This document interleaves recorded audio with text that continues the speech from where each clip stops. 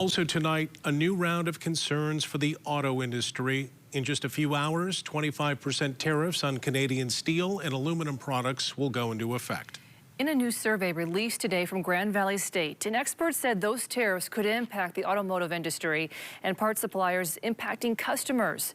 News 8's Adriana Doria spoke to an auto expert about the growing concern for this industry. She joins us live in the studio with more. Brian, Amber, President Trump had originally said he was going to double the tariff on steel and aluminum to 50%, but then he pulled back on that today after Canada dropped their electricity tariff they had proposed on the U.S. But the ongoing tariff changes and talks are placing a lot of uncertainty on Michigan's auto industry, leaving many of them wondering how they're going to plan for the future.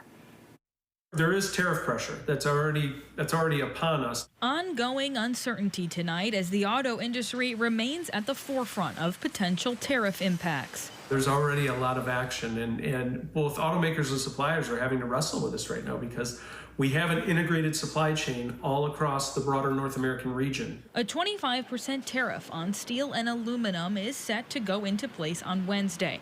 Mike Wall, an auto analyst with S&P Global Mobility, says the tariffs place a financial strain on the auto industry. They do not have the financial wherewithal to absorb 25% tariffs like that. It's a direct hit to their material costs. A strain that he says will likely hurt auto suppliers more than automakers. The domestic sources for steel and aluminum are seeing price increases because, again, it's very inflationary when we see these tariffs coming upon us.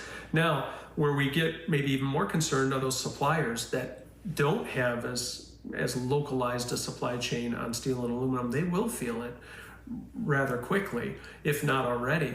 The tariff impact will then roll down to your wallets, potentially raising the cost to purchase a car. We could be looking at least a couple $100 price point pressure as it relates to these steel and aluminum tariffs, and that's just on the first wave. Wall says that if the tariffs impact the new car industry, more people could turn to used cars, which would then cause those prices to go up, causing a trickle-down effect. That level of volatility in policy is what makes it really tough for businesses of all stripes. You know, we're talking about autos, but of all businesses to adapt and to try to plan for.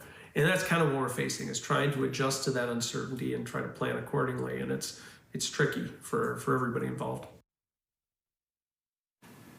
A lot of moving parts to this story as tariff negotiations are still very much ongoing and ever-changing. We'll keep you updated on all of those developments on air and online at woodtv.com. Brian?